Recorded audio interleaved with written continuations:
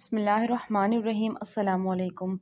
حضرت عمر بن عاص رضی اللہ تعالیٰ عنہ فرماتے ہیں کہ جب ہم غزوہ خندق سے واپس آئیں تو میں نے قریش کے ان لوگوں کو جمع کیا جو میری رائے سے اتفاق کیا کرتے تھے اور میری بات سنا کرتے تھے۔ میں نے ان سے یہ کہا، اللہ کی قسم تم جانتے ہو کہ میں دیکھ رہا ہوں کہ محمد صلی اللہ علیہ وسلم کا دین تمام دینوں پر بری طرح غالب آتا جا رہا ہے۔ مجھے ایک بات سمجھ میں آئی ہے، تم لوگوں کا اس کے بارے میں کیا خیال ہے؟ انہوں نے کہا، وہ کیا بات ہے؟ میں نے کہا، میرا خیال ہے کہ ہم نجاشی کے پاس چلے جائیں اور وہیں رہا کریں، پھر اگر محمد ہماری قوم پر غالب آ گئے تو اس وقت ہم نجاشی کے پاس ہوں گے، کیونکہ نجاشی کے ماتحت ہو کے رہنا ہمیں محمد صلی اللہ علیہ وسلم کے ماتحت ہو کر رہنے سے زیادہ پسند ہے، اور اگر ہماری قوم غالب آ گئی تو ہم جانے پہچانے لوگ ہیں، وہ ہمارے ساتھ بھلائی کا معاملہ کریں گے۔ سب نے کہا، یہ تو بہت اچھی رائے ہے۔ میں نے کہا، اس کو دینے کے لیے کچھ ہدیہ جمع کر لو۔ نجاشی کو ہمارے یہاں کے چمڑے کا ہدیہ سب سے زیادہ پسند تھا، چنانچہ ہم لوگوں نے یہاں کا تیار شدہ چمڑا کثیر تعداد میں جمع کیا۔ پھر ہم مکہ سے چلے اور اس کے پاس پہنچ گئے۔ اللہ کی قسم ہم وہاں ہی تھے کہ اتنے میں عمر بن امیہ زمری رضی اللہ عنہ وہاں آئے اور حضور صلی اللہ علیہ وسلم نے ان کو نجاشی کے پاس حضرت جعفر رضی اللہ عنہ اور ان کے ساتھیوں کے بارے میں بھیجا۔ حضرت عمر بن العاص فرماتے ہیں کہ حضرت عمر بن امیہ نجاشی کے پاس ملنے گئے اور پھر وہاں سے باہر آئے تو میں نے اپنے ساتھیوں سے کہا، یہ عمر بن امیہ ہے، اگر میں نجاشی کے پاس جا کر ان سے ان کو مانگ لوں اور وہ مجھے یہ دے دے اور میں ان کی گردن اڑا دوں تو قریشی سمجھیں گے میں نے محمد کے قاصد کو قتل کر کے ان کا بدلہ لے لیا ہے۔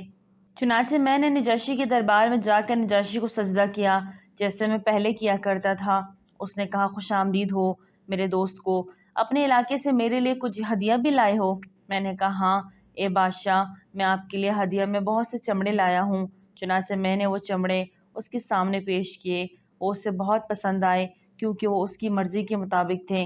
پھر میں نے ان سے کہا، اے بادشاہ، میں نے ایک آدمی کو آپ کے پاس سے نکلتا ہوا دیکھا ہے، وہ ہمارے دشمن کا قاصد ہے، آپ اسے میرے حوالے کر دیں تاکہ میں اسے قتل کر دوں، کیونکہ اس نے ہمارے سرداروں اور معزز لوگوں کو قتل کیا ہے۔ یہ سنتے ہی نجاشی کو ایک دم غصہ آ گیا۔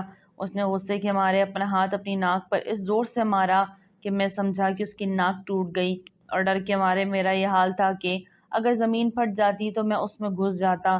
پھر میں نے کہا، اے بادشاہ، اللہ کی قسم اگر مجھے اندازہ ہوتا کہ یہ بات آپ کو ناگوار گزرے گی تو میں آپ سے اسے بالکل نہ مانگتا۔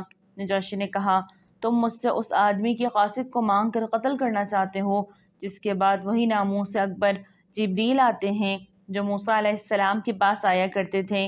میں نے کہا، اے بادشاہ، کیا وہ ایسے ہی ہیں؟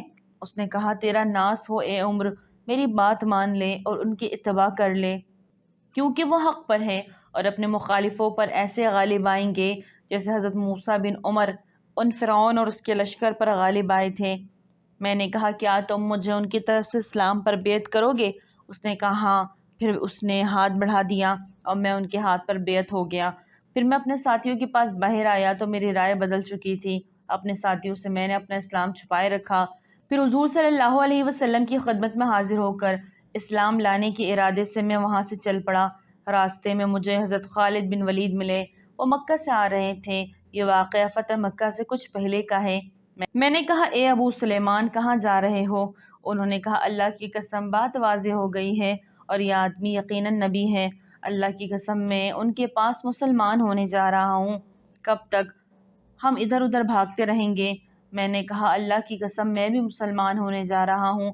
چنانچہ ہم دونوں مدینہ حضور صلی اللہ علیہ وسلم کی خدمت میں پہنچے۔ حضرت خالد بن ولید آگے بڑھ کر مسلمان ہوئے اور انہوں نے حضور صلی اللہ علیہ وسلم سے بیعت کی۔ پھر میں نے قریب ہو کے عرض کیا، یا رسول اللہ، میں آپ سے اس شرط پر بیعت کرتا ہوں کہ میرے پچھلے تمام گناہ معاف ہو جائیں، آئندہ کے گناہوں کے متعلق مجھے خیال نہیں آیا۔ آپ نے فرمایا، اے عمرو، بیعت ہو جاؤ، کیونکہ اسلام اپنے سے پہلے کے تمام گناہوں کو مٹا دیتا ہے اور ہجرت بھی اپنے سے پہلے کے تمام گناہوں کو مٹا دیتی ہے۔ فرماتے ہیں کہ میں حضور صلی اللہ علیہ وسلم سے بیعت ہو گیا، پھر واپس آ گیا۔ اس روایت کو بہقی نے واقدی کے حوالے سے زیادہ مفصل اور زیادہ بہتر طریقے سے ذکر کیا ہے اور اس میں یہ مضمون بھی ہے، پھر میں حبشہ سے چل دیا، یہاں تک کہ جب میں हदा मकाम पर पहुंचा तो मैंने देखा कि दो आदमी ज़रा कुछ आगे जाकर पड़ाव डाल रहे हैं। एक खेमे के अंदर है और दूसरा दोनों सवारियों को थामे हुए। और से देखने से पता चला ये तो खालिद बिन वलीद है। मैंने कहा, कहाँ जा रहे हो? उन्होंने कहा, मोहम्मद की खिदमत में हाजिरी का इरादा है, क्योंकि सारे लोग इस्लाम में दाखिल हो चुके हैं, कोई ढंग का आदमी बाकी नहीं रहा। अगर हम यूं ही ठहरे रहें तो हमारी गर्दन को ऐसे पकड़ लिया जाएगा जैसे कि भट्ट में बिज्जू की गर्दन पकड़ ली जाती है। मैंने कहा, अल्लाह की कसम, मेरा भी मोहम्मद अलैहिस्सलाम की खिदमत में हाजिरी का इरादा है और मैं भी मुसलमान होना चाहता हूँ। हज़रत उस्मान बिन तलहा ने खेमा से बाहर आकर मुझे खुशामदीद कहा। फिर हम सब वहीं ठहर गए। फिर हम एक साथ ही मदीने आए। मुझे इस आदमी की बात नहीं भूलती जो हमें बेराए अबू उतबा के पास मिला। वो यारे बाह, यारे बाह, यारे बाह कहकर अपने गुलाम को पुकार रहा था। रबाह उसके गुलाम का नाम था, लेकिन उसका लफ्ज़ी तर्जुमा नफ़ा है। हमने उसके इन अल्फाज से नेक फ़ाल ली और हमें बड़ी खुशी हुई। फिर उसने हमें देख कर कहा, इन दोनों सरदारों के बाद मक्का ने अपनी क़यादत हमें दे दी। वो ये कहकर मेरी और खालिद बिन वलीद की तरफ इशारा कर रहा था। वो आदमी दौड़ता हुआ मस्जिद गया। मुझे ख्याल हुआ कि यह हुजूर को हमारे आने की खुशखबरी सुनाएगा। चुनांचे ऐसा ही हुआ। हमने अपने ऊँट मकाम हरा में बिठाए और अपने साफ़ सुथरे कपड़े पहने। फिर असर की अजान हो गई। हम चलकर आपकी खिदमत में आ पहुँचे।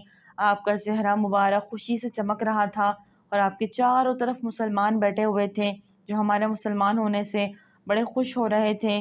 चुनांचे हज़रत खालिद बिन वलीद आगे बढ़कर हुजूर सल्लल्लाहु अलैहि वसल्लम से बैत हुए। फिर हज़रत उस्मान बिन तलहा आगे बढ़कर बैत हुए। फिर मैं आगे बढ़ा। अल्लाह की कसम, जब मैं आपके सामने बैठ गया तो मैं शर्म की वजह से अपनी निगाह ना उठा सका और मैंने आपसे शर्त पर बैत की कि मेरे पिछले तमाम गुनाह माफ़ हो जाएं और बाद में होने वाले गुनाहों का मुझे ख्याल ना आया।